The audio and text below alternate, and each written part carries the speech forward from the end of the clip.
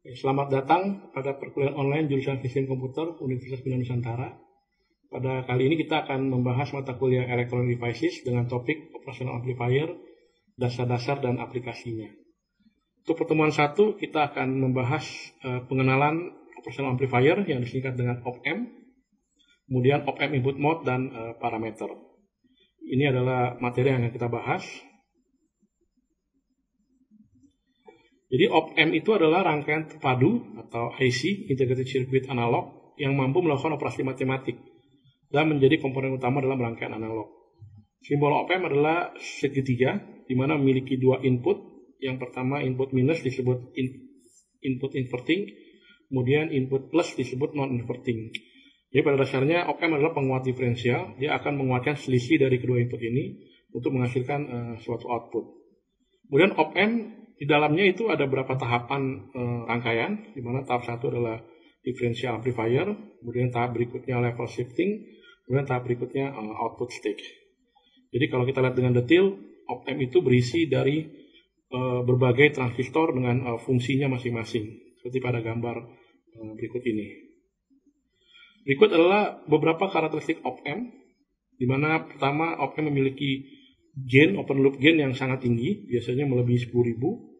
Kemudian memiliki bandwidth juga yang sangat tinggi juga, di atas 1 mega, hambatan input yang tinggi, dan hambatan output yang rendah. Jadi ini adalah ideal suatu penguat memang diinginkan memiliki hambatan input dan hambatan input yang tinggi dan hambatan output yang rendah. Kemudian parameter lain seperti offset, drift, CMR, PSNR, dan seterusnya akan kita bahas pada slide berikut. Op-amp pada dasarnya menguatkan selisih dari input min dan input plus. Jadi output adalah penguatan dikali tegangan yang masuk di plus dikurang tegangan yang masuk di min. Jadi idealnya kalau inputnya ini sama, maka op-amp menghasilkan output yang 0. Tapi dalam op-amp ada yang namanya common mode. Jadi walaupun inputnya sama, op-amp tetap menghasilkan output yang namanya output common mode. Jadi misalnya input 1 V1, input yang kedua V2, maka input common mode-nya adalah rata-ratanya. V1 sampai V2 dibagi 2. Sehingga nanti outputnya akan muncul output common mode, yaitu penguatan common mode dikali input common mode-nya. Sedangkan op-amp juga menguatkan, ini fungsi utamanya yaitu mengurangi selisih antara input yang masuk ya dikali penguatannya. Jadi nanti output yang keluar adalah output diferensial dengan output common mode. Namun op-amp menginginkan output common mode ini seminimal mungkin, karena yang diinginkan adalah output diferensial. Sehingga dalam op-amp memiliki yang namanya CMRR, yaitu common mode rejection ratio, yaitu perbandingan penguatan diferensial dengan penguatan common mode. Op-amp yang baik adalah memiliki penguatan diferensial yang tinggi dan common mode yang rendah.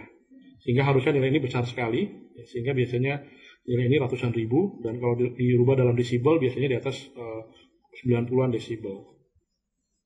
Kemudian offset. Apa itu offset? Offset itu adalah tegangan output op-amp ketika kedua inputnya bernilai 0.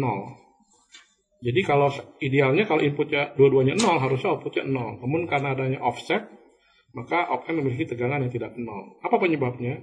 Pertama, arus bias masukan. Kedua adalah arus offset. Dan ketiga adalah tegangan offset. Jadi ketiga ini membuat munculnya tegangan offset. Sehingga op-amp itu harus dibuat agar offset ini minimum.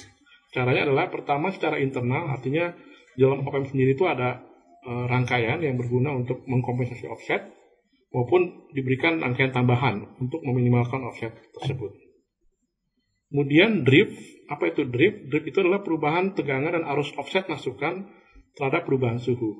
Jadi akibat drift ini juga nanti offset akan bertambah, di mana ini adalah drift tegangan offset masukan, dan ini adalah drift dari offset masukan. Jadi pengaruh suhu ini mempengaruhi tegangan offset. Kemudian PSNR, apa itu PSNR? Yaitu Power Supply Rejection Ratio, yaitu bagaimana perubahan tegangan offset terhadap perubahan supply. Jadi supply pun mempengaruhi offset yang muncul. Ideal ini harusnya 0, artinya walaupun supply berubah, diharapkan tegangan offset tidak berubah. Namun praktisnya ada nilainya, namun kecil sekali, sehingga biasanya nilainya mendekati 0. Nah, cara mengurangi bagaimana? Ya tentu dengan mengurangi ripple satu daya, dengan menggunakan kapasitor, dan memilih op-amp dengan PSNR yang kecil.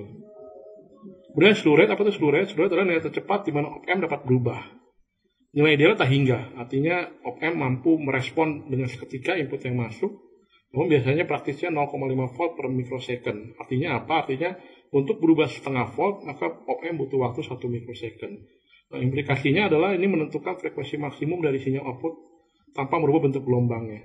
Jadi kita dapat hitung maksimum gradien sinyal itu harus sama dengan slew rate-nya. Jadi idealnya op-amp mampu merespon seperti gelombang kotak ini, artinya ini tak hingga gradiennya tak hingga, namun karena adanya slew rate, maka biasanya outputnya akan miring seperti ini, artinya dia memerlukan waktu untuk naik. Sehingga ini membatasi frekuensi maksimum yang bisa diolah oleh op-amp, yaitu frekuensi maksimum yaitu slew rate-nya dibagi 2pi dikali P puncak dari outputnya. Op-amp yang baik artinya memiliki slew rate yang tinggi, sehingga op-amp mampu merespon terhadap frekuensi yang tinggi juga. Kemudian secara respon frekuensi, open loop op-amp sebenarnya juga akan turun dengan frekuensi naik. Jadi kalau secara persamaan matematik seperti ini, sedangkan kalau secara grafik kita lihat open loop op-amp akan turun dengan naiknya frekuensi. Jadi artinya gain ini dipengaruhi oleh frekuensi. Nah, apa itu unity gain frekuensi? Unity gain frekuensi adalah frekuensi di mana op-amp penguatannya berkurang hingga menjadi 1 atau 0 desibel. Tapi nilai ini biasanya, misalnya kalau op-amp punya unity gain frekuensi 10 mega, artinya pada frekuensi 10 MHz, penguatan op-amp itu sama dengan 1. Sehingga butuh juga kompensasi frekuensi agar kurva level frekuensinya baik, sehingga biasanya membutuhkan rangkaian kompensasi, baik yang berada pada internal op-amp maupun di luar op-amp. Demikian pertemuan satu ini, terima kasih.